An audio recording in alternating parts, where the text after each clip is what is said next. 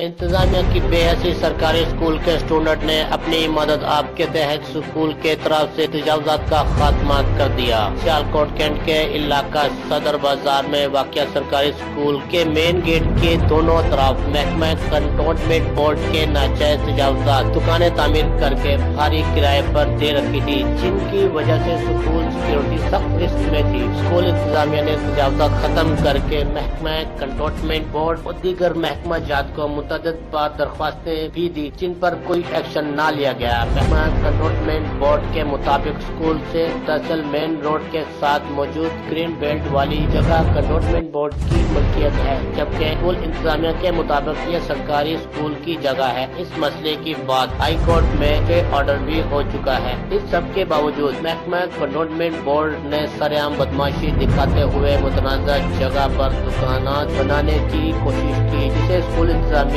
اور school students نے شدید احتجاج کرتے ہوئے ناکام بنا دیا، جبکہ پہلے سے تعمیر شدہ تجاوزات کو بھی اکھاڑ کر جگہ خالی کروا لی۔ بعض اسکول اسٹوڈنٹ نے گھنٹہ گھر چوک میں شدید نعرے بازی کی اور اسکول انتظامیہ نے متعلقہ محکموں کو اس مسئلے کے مستقل حل کے لیے درخواست دی۔ کیمرہ مین ٹیم کیمرہ محمد شعیب راز، سیالکوٹ۔